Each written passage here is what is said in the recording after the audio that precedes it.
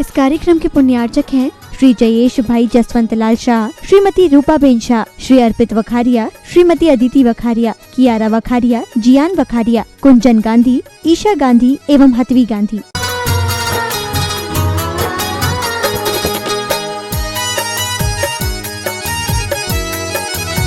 गुरु की आज्ञा से मुनि श्री ने श्री गुरु पद को स्वीकार किया। आचार्य समय सागर गुरु ने सबको आशीष प्रदान किया।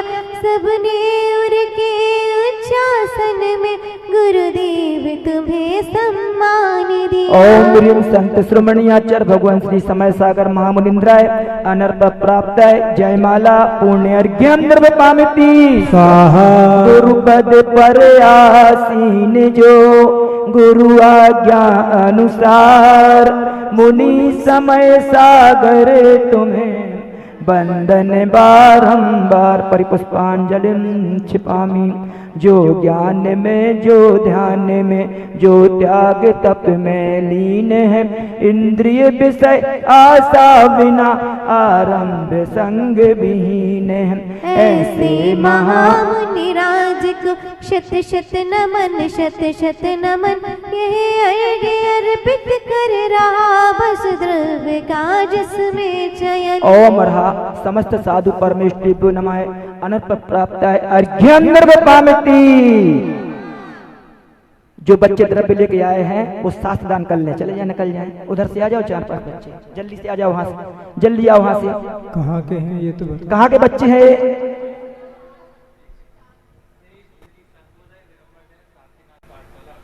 अशोक नगर के बच्चे हैं, पाठशाला के बच्चे हैं, सारे बच्चे शांतिनाथ पाठशाला के बच्चे हैं। अजय एक जन सिर पर रख लो, 2 बच्चे रख लो।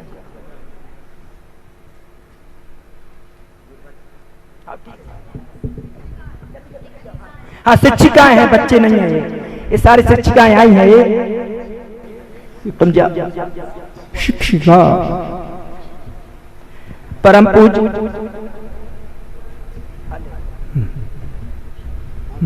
इधर से ले आओ, फिर देता है।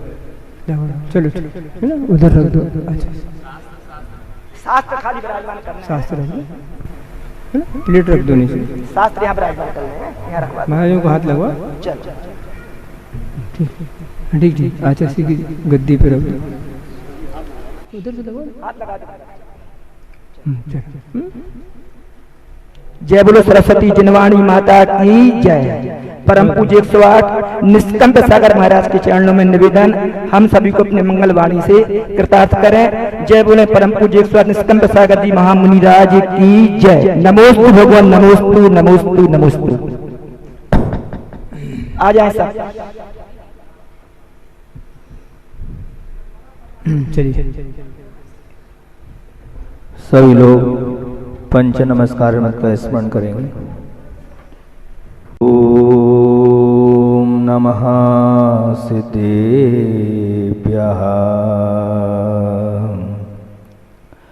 जय श्री ओम नमः सिद्धेभ्यः।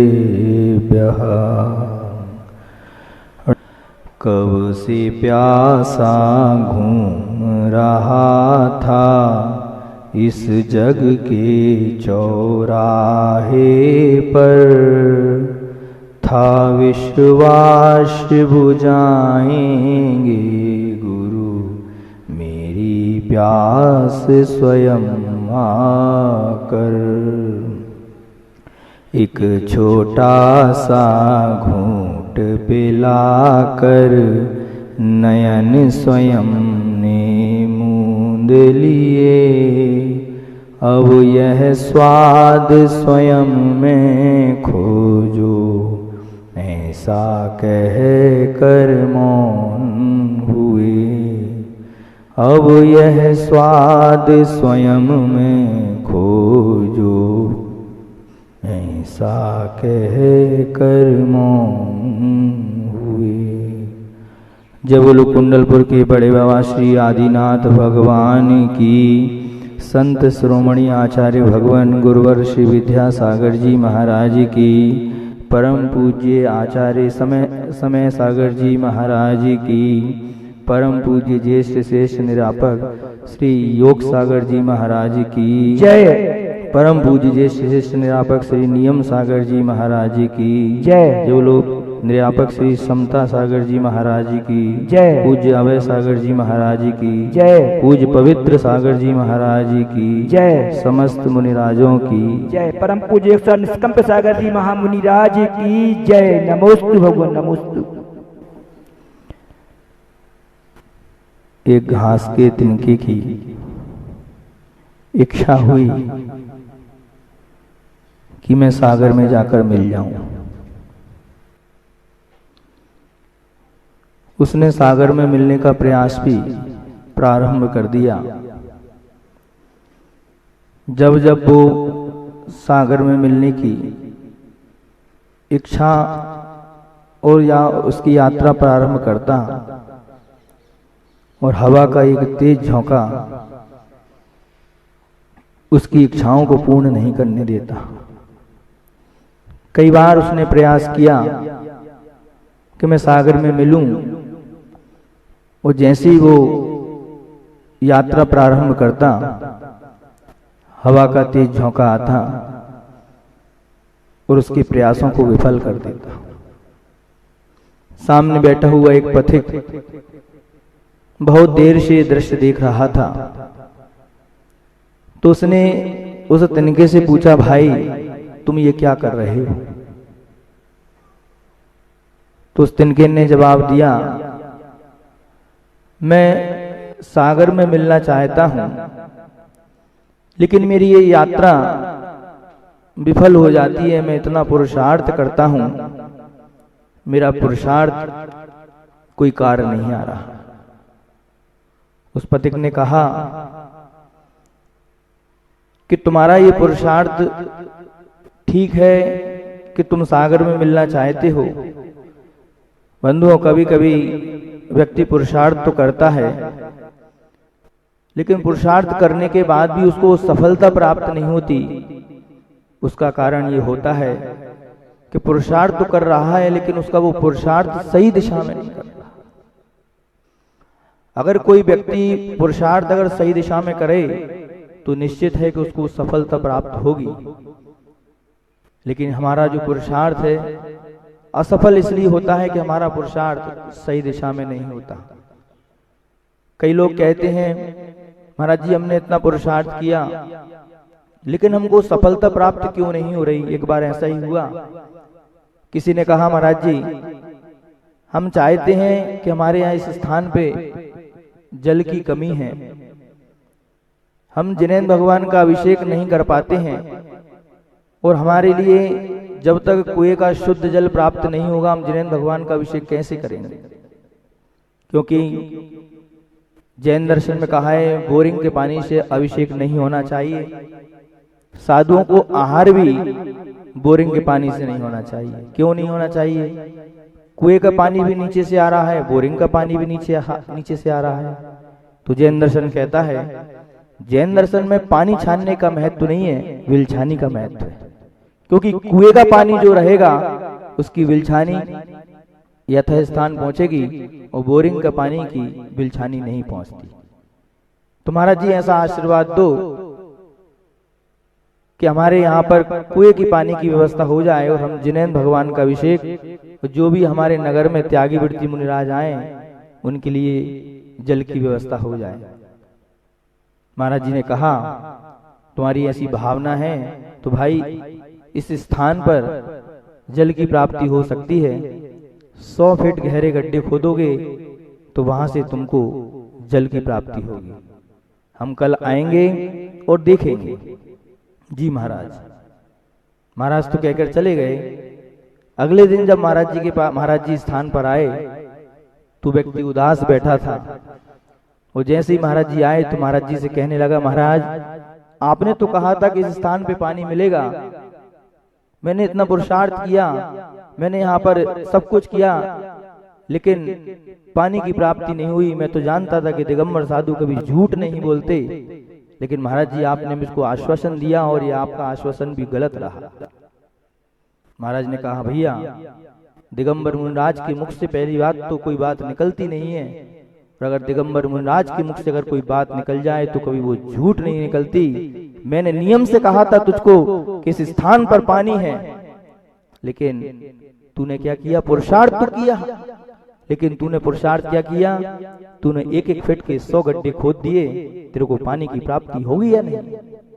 मैंने कहा था इस स्थान पे 100 गड्ढे गहरे नीचे पानी है, लेकिन तूने एक एक फीट के गड्ढे खोदे। तूने पुरुषार्थ तो किया, लेकिन वो पुरुषार्थ तेरा सफल नहीं हो पाया। अगर तेरा पुरुषार्थ अगर सही दिशा में होता तो निश्चित तुझको सफलता प्राप्त होती।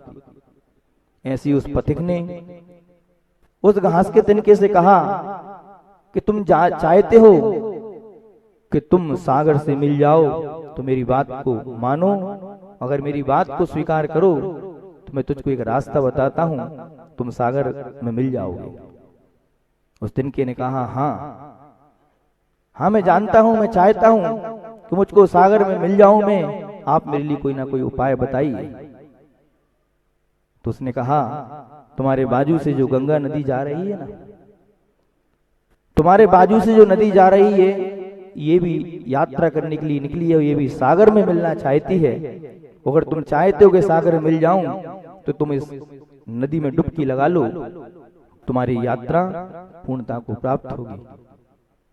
उसने उस पथिक की बात माना, वो मानने के बाद उस तिनके ने नदी में डुबकी लगाई और वो अपनी यात्रा प्रारंभ की, और एक न एक दिन जाकर वो नदी भी जाकर सागर में समाहित हो गई। एक छोटे से दृष्टांत से मैं आप लोगों को बताना चाहता हूं कि जो घास का तिनका है वो साधक की तरह हुआ करता है, जो नदी है वो गुरु की तरह हुआ करती है, वो सागर जो है वो परमात्मा की तरह हुआ करते हैं। अगर तुम चाहते हो कि मुझको परमात्मा की प्राप्ति हो तो तुम्हारे लिए गंगा रूपी नदी में, गुरु रूपी नदी में तुमको डुबकी लगाना पड़ेगी, और जब तक तुम डुबकी नहीं लगाओगे तो बंधु तुमको उस परमात्मा की प्राप्ति नहीं होगी, तुम कितना ही पुरुषार्थ कर लो। बहुत सारे लोग हैं जो परमात्मा को चाहते हैं, परमात्मा को प्राप्त करना चाहते हैं, लेकिन गुरु की अवहेलना करते हैं। ऐसे लोगों से मैं कहना चाहता हूं तुमको कभी भी परमात्मा मिलने वाला नहीं है। क्यों? गुरु के बिना तुम्हारे लिए परमात्मा मिलने वाला नहीं है। आप लोग बहुत अच्छे तरीके से पढ़ते हैं, गुरु गोविंद दोई खड़े काके लागू पाए, वो बलिहारी गुरु आपकी गोविंद ये बताए। कुछ गुरुदेव कहते हैं बताए नहीं बनाए। गुरु के माध्यम से ही तुमको परमात्मा की प्राप्ति होगी, और गुरु के माध्यम से ही तुमको एक दिन परमात्मा मिल सकते हैं और तुम भी परमात्मा बन सकते हो। और तुम अगर कितना भी प्रयास कर लो कि परमात्मा, हम चाहते हैं कि परमात्मा मिल जाए और गुरु ना मिले, वो गुरु के बिना हमको परमात्मा मिल जाए, तो तीनों काल में ये कभी असंभव है। हमारे लिए भी परम गुरु हमारे लिए प्राप्त हुए, आचार्य गुरुवर हमारे लिए प्राप्त हुए, और आचार्य गुरुदेव ने हमारे लिए स्वरूप बताया परमात्मा का। बंधु हम लोग तो कहाँ जानते थे कि परमात्मा किसको कहते हैं। मंदिर जाने से क्या होता है, भगवान का स्वरूप क्या है, यह स्वरूप किसने बताया? गुरु ने स्वरूप बताया। आप इतने सारे लोग यहाँ पर पिच्चीधारी बैठे हैं, तो सारे के सारे लोगों के लिए गुरु ने अपने लिए जोड़ा या परमात्मा से जोड़ा अपने लिए? ध्यान रखना, गुरु का स्वरूप वो होता है कि गुरु अपने लिए कभी किसी के लिए अपने लिए नहीं जोड़ता, वो जोड़ता है परमात्मा के लिए। पूज्य गुरुदेव का एक बहुत अच्छा हाई को याद आ गया है। आचार्य भगवान कहते हैं, जुड़ो न जोड़ो जोड़ा छोड़ो, जुड़ो न जोड़ो जोड़ा छोड़ो, वो जोड़ो तो बेजोड़ जोड़ो।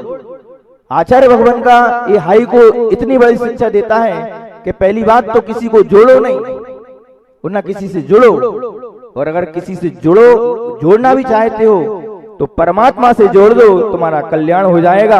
अरे व्यक्तिगत अगर किसी व्यक्ति से आप जोड़ते हो तो कल्याण नहीं होगा। आचार्य भगवान अगर चाहते,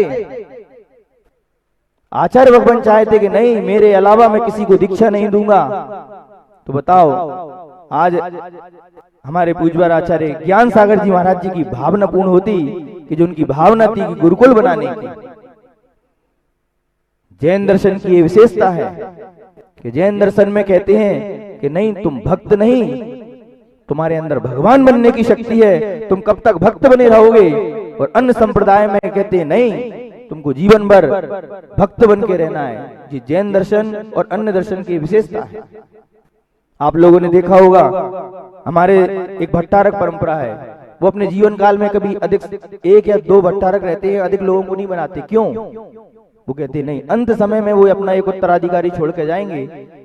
लेकिन दिगंबरों में, दिगंबर मुनियों में ये परंपरा रहती है, हमारा धर्म में परंपरा है कि नहीं, तुम कब तक मेरे भक्त बनते रहोगे, तुम कब तक मेरी पूजन करते रहोगे। अरे दिगंबर मुनि के लिए तो कह दिया है, ये नमोकार मंत्र भी तुम्हारे लिए क्या है, समाधि में, मोक्ष जाने में वादक है, वादक तत्व है तुम्हारे लिए। तुम कब तक मेरा आलम्बन लेते रहोगे।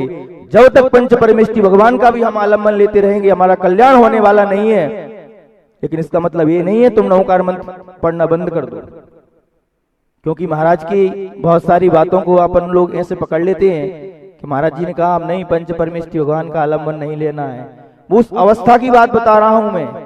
आचार्य भगवान चाहते कि नहीं, मैं अपने अंत समय में दीक्षा दे दूंगा और अपना एक उत्तराधिकारी तैयार कर दूंगा। तो आचार्य भगवान ने कहा नहीं, जैन दर्शन हमेशा कहेगा कि नहीं, तुम भी परमात्मा बनने की तुम्हारे अंदर शक्ति है और तुम भी परमात्मा बन सकते हो, बन होगे। बस तुम पुरुषार्थ करना प्रारंभ कर दो, सही दिशा में पुरुषार्थ करना प्रारंभ कर दो। बस गुरु ने अपनी नुंगली पकड़ा दी, नुंगली पकड़ के अपन को चलना सिखा दिया। ऐसे हमारे पूज्य आचार्य गुरुवर श्री विद्यासागर जी महाराज ने आचार्य ज्ञान सागर जी महाराज जी के कहे अनुसार अपने संघ को गुरुकुल बना के आज ये मिसाल पेश की, कितना बड़ा संघ आज हमारे गुरुदेव का यहाँ विराजमान है। आचार्य भगवान ने जो अपने दायित्व थे वो पूर्ण किए। आचार्य भगवान जो चाहते थे, अब मैं कहना चाहता हूं कि आचार्य भगवान ने अपना कार्य किया, लेकिन अब हम शिष्यों का है कि हमारे लिए जो आचार्य भगवान जो व्यवस्थाएं देखे गए हैं, समाज के लिए जो व्यवस्थाएं देखे गए हैं, समाज के लिए जो धरोहर सौंप के गए हैं, समाज के लिए जो प्रकल्प देखे गए हैं, वो समाज का कर्तव्य है कि सारे के सारे प्रकल्पों को पूर्ण करना है। आचार्य महाराज एक कुशल गुरु के रूप में समाज में आए और उन्होंने अपने कुशलता के साथ में आज इतना बड़ा संघ को व्यवस्थित करके और पूज्यवर हमारे समय सागर जी महाराज जी के लिए आचार्य पद पे प्रतिष्ठित करके गए और सारी जिम्मेदारियां उनको दे के गए। आचार्य भगवान के बारे में तो सबको सब पता है। मैं आप लोगों के लिए पूज्यवर समय सागर जी महाराज जी के बारे में बताना चाहता हूं कि जब समय सागर जी महाराज जी मुनि थे और हम लोग रामटेक में हम लोगों की दीक्षा की योजना पूज्य गुरुदेव के मस्तिष्क में आई और आने के बाद हम पूज्यवर महाराज जी से आशीर्वाद लेने के लिए सभी ब्रह्मचारी भाई गए। समय सागर जी महाराज जी ने सभी भाइयों के लिए आशीर्वाद दिया और हम लोग मंच पर पहुंचे, दीक्षा हुई। वो दीक्षा पूर्ण होने के बाद आचार्य भगवान ने मंच पे ही कह दिया कि सभी नए मुनिराजों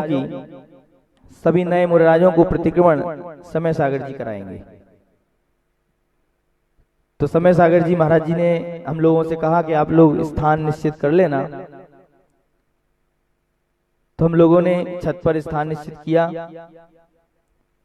समय सागर जी महाराज जी के लिए हमने एक ऊंचा तख्त और बाकी के हम लोगों ने नीचे छोटे छोटे पाटों पे व्यवस्था की। महाराज जी आए और आकर कहते हैं हम कहाँ बैठेंगे। हमने कहा महाराज जी तख्त पे।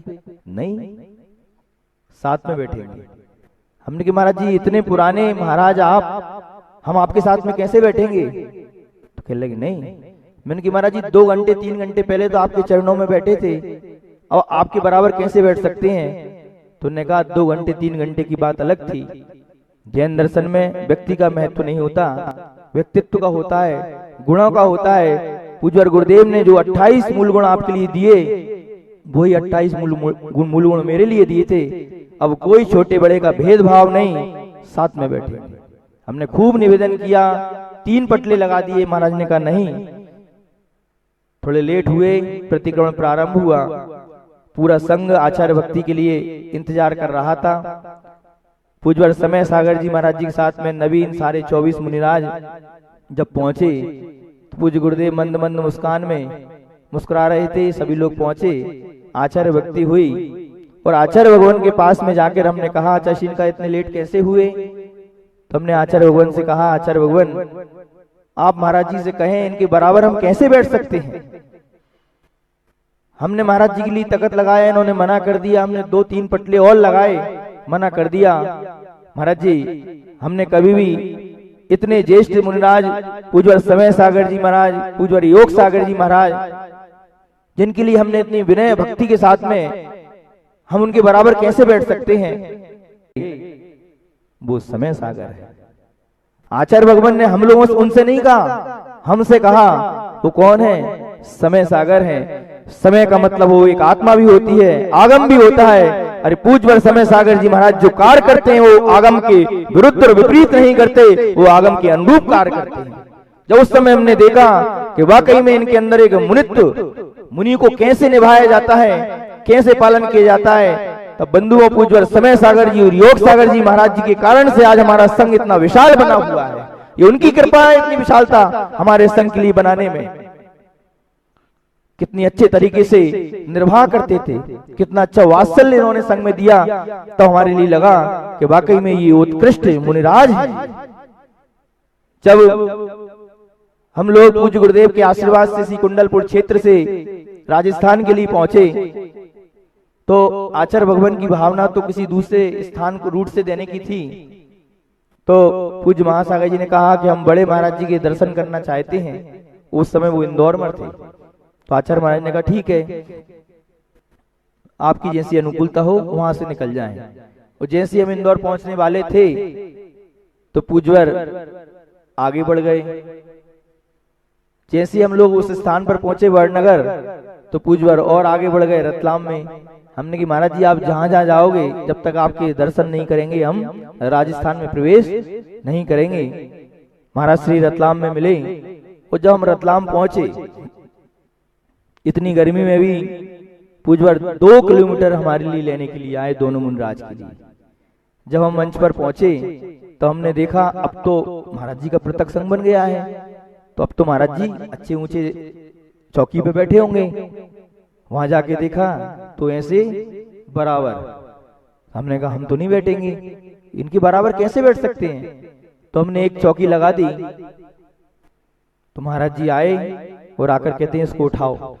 हमने कहा नहीं महाराज जी अब तो आप बड़े बन गए, पृथक संघ हो गया है। हमने कहा नहीं इसको उठाइए। हमने दोनों मुनिराज से कहा, मल्ली सागर जी, आगम सागर जी और प्रसाद सागर जी महाराज से। तो प्रसाद सागर जी महाराज जी ने कहा क्या निष्कम सागर, हम महाराज जी के लिए इतना भी नहीं कर सकते थे क्या? लेकिन वो महाराज जी मानते ही नहीं, वो बराबर बैठाते। महाराज जी वो तो अब कुछ भी हो बैठना पड़ेगी।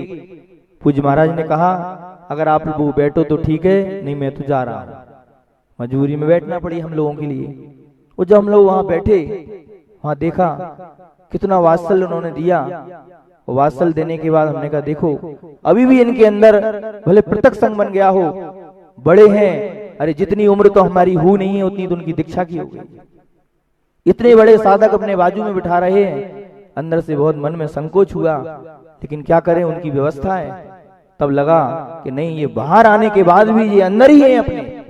बहुत सारे लोग संघ से पृथक जाने के बाद अपने अंदर ये लगते हैं कि मैं बड़ा हो गया हूं, लेकिन हमको लगा कि नहीं समय सागर जी महाराज जी भले संघ से बाहर हैं लेकिन अभी भी वो अपने अंदर ही हैं। वो जानते हैं कि शिष्यों को कैसे साधर्मी के लिए कैसे निभाया जाता है। जब वो निर्यापक बने तब मुनिराजों ने बताया कि हमने आचार्य महाराज से कहा कि नहीं आचार्य महाराज अब तो इनके लिए, तब भी उन्होंने 4 इंच स्वीकार किया। 4 इंच स्वीकार किया कब? जब आचार्य भगवान ने कहा तब। वो कहते हैं जब तक आचार्य श्री मेरे लिए कुछ नहीं कहेंगे तब तक मैं किसी चीज को स्वीकार नहीं करूंगा। और ललितपुर में आचार्य भगवान के संकेतानुसार उन्होंने 4 इंच स्वीकार किया। तब लगा कि उस समय तो उन्होंने अपने मुनि धर्म का पालन किया। अब जब निर्यापक बने तब उन्होंने अपने निर्यापक पद से अपने संघ का निर्वाह किया। संघ के कहने के अनुसार उन्होंने वो स्वीकार किया। हमको लगा कि उनके अंदर मुनित्व तो है ही, निर्यापक पद भी है। और जब आचार्य भगवान का समाचार उनके लिए पूज्यवर योग सागर जी महाराज जी के द्वारा बताया गया कि आपके लिए अब आचार्य पद स्वीकार करना है, तब वो थोड़े ऐसे रह गए कि मैं इतना बड़ा कैसे स्वीकार करूं, क्योंकि प्रत्यक्ष में तो पूज्य गुरुदेव ने जानते थे कि प्रत्यक्ष में आचार्य भगवान अगर ये देते, जब आचार्य भगवान ने खुद अपने पद को स्वीकार नहीं किया था तो समय सागर जी महाराज जी की क्या स्थिति रहती। इसलिए वो चाहते थे कि मेरे संघ के सामने तुम्हें नहीं दूंगा। और योग सागर जी महाराज के लिए जो 9 तारीख के लिए जो आचार्य पद वाली बात कही, और योग सागर जी महाराज जी ने सार्वजनिक रूप से ये घोषणा की, तब भी बहुत असमंजस में थे वो। लेकिन पूज्य गुरुदेव के परोक्ष में कहे अनुसार उन्होंने उसको स्वीकार करके और ये आचार्य पद को स्वीकार किया। ऐसे आज्ञाकारी हमारे आचार्य परमेष्ठी हैं तो कोई है वो समय सागर जी महाराज, जिन्होंने इसने पद को स्वीकार करके इतने सारे शिष्यों के निर्वाह की जिम्मेदारी ली। अरे कौन किसकी जिम्मेदारी लेना चाहता है? हर व्यक्ति तो जिम्मेदारी से दूर होना चाहता है, दूर होना चाहता है। अरे हर व्यक्ति चाहता है कि मैं अपना शिष्य तैयार करूं।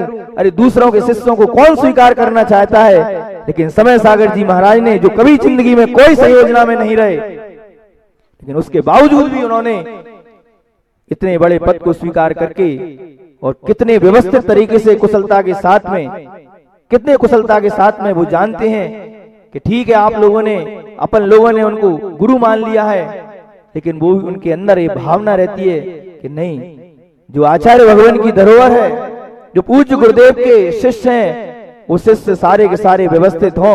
और हम जानते हैं प्रतिकूल अवस्था में भी इस समय उनको मंच पे उद्बोधन देने का है। हम लोगों के लिए प्रवचन देने की आवश्यकता नहीं, और साधुओं के हम लोगों के प्रवचन है भी नहीं है। आचार्य परमेष्ठी की ध्वनि और आचार्य परमेष्ठी के उपदेश ही कार्यकारी होते हैं। लेकिन उनके आदेशान के अनुसार प्रतिदिन कोई ना कोई, क्योंकि मंच को खाली भी छोड़ना उचित नहीं है, क्योंकि आचार्य परमेष्ठी विराजमान है, तो मंच पे आचार्य परमेष्ठी की प्रतिदिन पूजन होना आवश्यक है।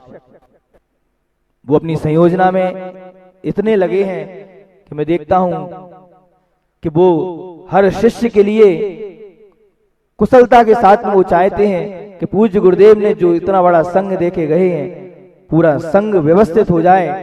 और खुशी की बात तो ये है कि सारे जितने भी साधु यहाँ से जा रहे हैं वो प्रसन्न होके जा रहे हैं, बहुत कुशलता के साथ में जा रहे हैं। आज एक महाराज जी ने बताया कि हम 18-18 साल 15-15 साल से पृथक थे, लेकिन उसके बावजूद भी समय सागर जी महाराज जी ने हमारे ऊपर कृपा की। अलग होने के बावजूद भी हमारी व्यवस्था कर रहे हैं। ये उपकार जिंदगी भर हम भूल नहीं पाएंगे उनका। ये उनका प्रेम और वात्सल्य संघ के प्रति है, वो बहुत अद्भुत है। इतना बड़ा विशाल संघ बंधु ऐसे नहीं चलता, प्रेम और वात्सल्य देना पड़ती तब इतना बड़ा संघ चल पाता है। और पूज्य समय सागर जी महाराज का इतना वात्सल्य है। अपने जीवन काल में मुनि धर्म का तो उन्होंने बहुत अच्छे तरीके से पालन किया, उसके बाद उन्होंने निर्यापक पद को भी बहुत अच्छे तरीके से पालन किया। और मुझको विश्वास क्या है, मैं तो कहता हूं वो अपने आचार्य पद को भी बहुत अच्छे तरीके से सुशोभित करेंगे। कल पूज्य संभव सागर जी महाराज जी ने बहुत अच्छी बात कही कि आचार्य पद तब सुशोभित होता है तब आचार्य परमेष्ठी के कर कमलों से कोई मुनि दीक्षा हो। कल हमने पूज्यवर के सामने बात रखी कि संभव सागर जी महाराज जी ने भावना मंच से रखी है। हम भी चाहते हैं कि आपके कर कमलों से जैनेश्वरी दीक्षा इसी कुंडलपुर क्षेत्र पर हो। और आरिका माताओं की बहुत भावना है कि 18 वर्षों से आरिका दीक्षा नहीं हुई है, तो आरिका दीक्षा हो और हम लोग भी ये देख सकें। तो महाराज जी तो ओम शांति करते हैं। हमने के महाराज जी कुछ नहीं कहना होती तो आप ओम शांति करते हो, और आपकी बात मनवाने के लिए आप कुछ भी करते हो, ओम शांति करने लगे। तो महाराज जी भावना है, हम तो भावना आप लोगों के सामने रख सकते हैं। बस मैं इतना कहना चाहता हूं आपसे कि अपने लिए अगर परमात्मा की खोज में अगर अपन लोग निकले हैं, तो जब तक तुम गुरु अपने जीवन में नहीं बनाओगे तब तक तुमको परमात्मा मिलने वाला नहीं है।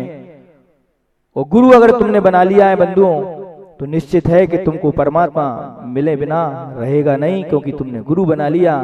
पहली बात तो गुरु बनाने के लिए सोचना और विचार करना कि क्या जीवन में किसी को मैं गुरु बना रहा हूं, ये गुरु बनने लायक है या नहीं है।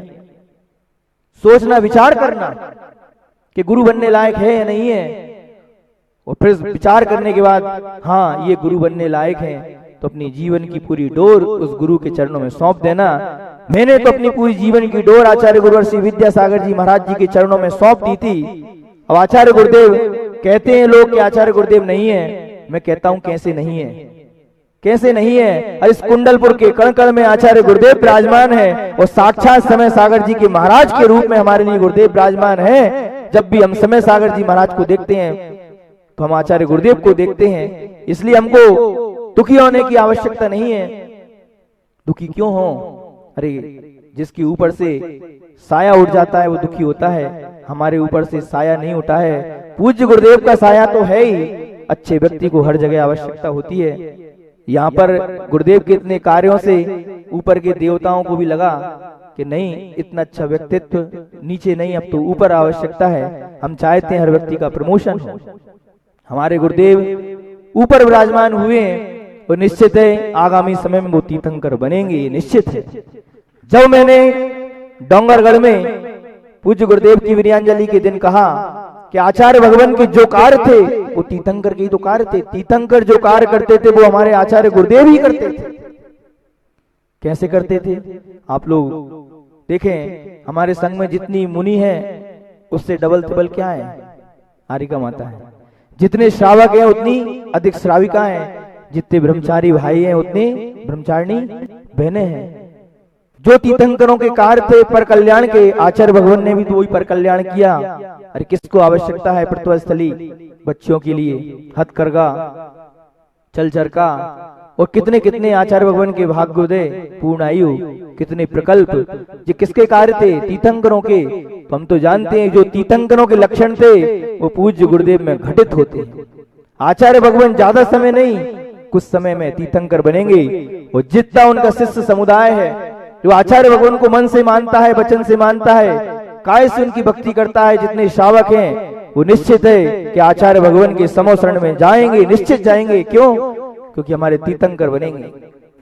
एक और चिंतन मन में विचार में आया, एक दिन विचार किया कि आचार्य भगवान जीवों के प्रति बहुत करुणावान थे, उनके अंदर जीवों के प्रति बहुत वात्सल्य भाव था।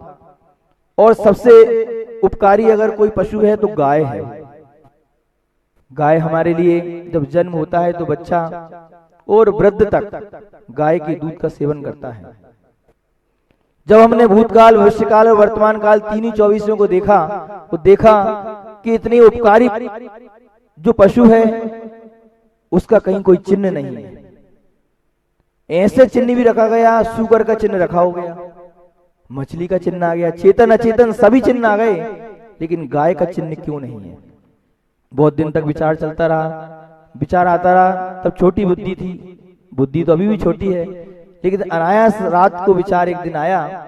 सामायिक में करते करते जब पूज्य गुरुदेव का चिंतन कर रहे थे, ज्यादा ज्ञान तो कुछ नहीं है, बस इतना ज्ञान है कि सही क्या है गलत क्या है, और मैं तो गुरुदेव का चिंतन करता रहता हूँ, हमारी सामायिक पूर्ण हो जाती है। जब मैंने देखा कि गाय का चिन्ह क्यों नहीं है, गाय का चिन्ह इसलिए नहीं है, अरे केवल ज्ञानी के ज्ञान में भी झलका होगा कि पंचम काल में कोई ऐसा देदीप्यमान नक्षत्र का उदय होगा जो कई समय से मुनि बनता आ रहा है, और आगे भी वो तीर्थंकर प्रकृति का बंद करेगा। इसलिए गाय का चिन्ह उन्होंने सुनिश्चित कर दिया आचार्य गुरुवर श्री विद्यासागर जी महाराज के लिए कि आगामी समय में वो तीर्थंकर बनेंगे तो उनका गाय का चिन्ह निश्चित होगा। बहुत सारे लोग तो अपने अपने चिन्ह अलग अलग निश्चित कर लेते हैं, लेकिन मैंने अपने गुरुदेव के लिए अगर चिन्ह निश्चित किया तो गाय का चिन्ह निश्चित किया है। ये मेरी कल्पना, ये मेरे भाव है। तब मैंने सोचा गुरुदेव निश्चित है तीर्थंकर बनेंगे, और आगे जाके पूरा उनका शिष्य समुदाय उनके समो शरण में बैठ के, समो शरण में विराजमान होकर उनके दिव्य ध्वनि का पान करेगा। और आगामी समय में भी हम सभी भी उस सिद्धालय में प्राप्त होंगे, जिस सिद्धालय के लिए जितने भी साधक हैं जितने भी मुनि आरिकाएं जिनका जो भाव है, जिस उद्देश्य को लेकर जो भाव हम लोगों ने बनाए हैं, वो भाव हम लोगों को पूर्ण करना है।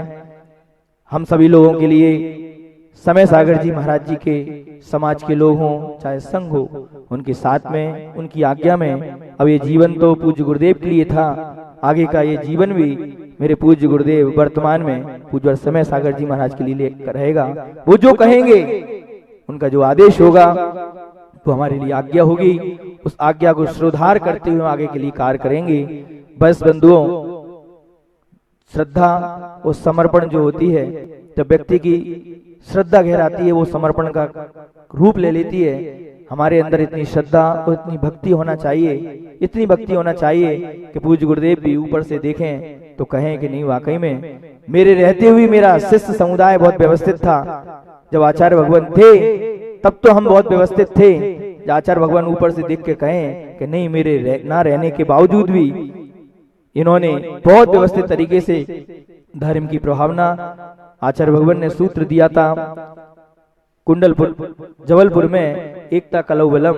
इस कलिकाल में अगर कोई चीज है तो एकता है। एकता के कारण से बहुत बड़े बड़े कार्य होते हैं। बस ये है, पहले भी पूज्य गुरुदेव से कहा था कि इस दुनिया में कई बार जन्म लिया है और कई बार मरण को प्राप्त किए हैं।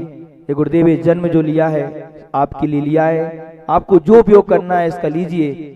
आज मैं यहां से भी कह रहा हूं पूज्यवर आचार्य समय सागर जी महाराज के लिए कि गुरुदेव, आपके लिए जीवन है, आपके लिए समर्पित है। आपको इस जीवन का जो उपयोग करना है आप उसका उपयोग कीजिए। मेरी तरफ से किंतु परंतु बट वाला कोई कार्य नहीं रहेगा। आपकी आदेश आज्ञा मेरे लिए सर्वोपरि रहेगी और सभी से मैं ये भावना भाऊंगा। बोलने की बात तो नहीं है, क्योंकि बहुत बड़े बड़े आरिका माता जी यहाँ बैठी हैं। निरिसागर जी महाराज जी ये कह रहे थे, श्रावक के सामने तो बोल लेते हैं, लेकिन बड़ी बड़ी आरिकाओं के सामने बोलना थोड़ा कठिन होता है। दृढ़मती माता जी, गुणमती जी, पूर्णमती माता जी, सारी बड़ी बड़ी माता जी यहाँ बैठी हैं, रिजुमती माता जी। फिर भी हम लोग तो इनके सामने बहुत बच्चे की तरह थे, लेकिन इनकी कृपा से, इनका बीज था कि आज इन लोगों ने यहाँ तक बिठाया। इसमें आरिका संघ, मुनि संघों का बहुत बड़ा योगदान है। बहुत सारे साधु इन लोगों की प्रेरणा से ही यहाँ मंच पर बैठे हैं। हम भी भावना बातें हैं, शीघ्र अतिशीघ्र इनका भी स्त्री पर्याय का छेदन हो और ये भी मुनि बन के और पूज्य गुरुदेव के समोसरण में विराजमान होके और मोक्ष को प्राप्त हो। इन्हीं मंगल भावनाओं के साथ में जो पूज्यवर आचार्य भगवान गुरुवर श्री विद्यासागर जी महाराज की जिन वाणी के ज्ञान ते सूजय लोकालोक, सो वाणी मस्तक नमो सदा दे दूं। हे जिन वाणी भारती तोय जपो दिन रैन, जो तेरो शरण आ गए सो पावे सुख चैन। देव बजो अरिहंत को गुरु से वो निर्गन, दया धर्म पालो सदा यही मोक्ष का। इस कार्यक्रम के पुण्यार्चक थे श्री जयेश भाई जसवंत लाल शाह, श्रीमती रूपाबेन शाह, श्री अर्पित वखारिया, श्रीमती अदिति वखारिया, कियारा वखारिया, जियान वखारिया, कुंजन गांधी, ईशा गांधी एवं हतवी गांधी।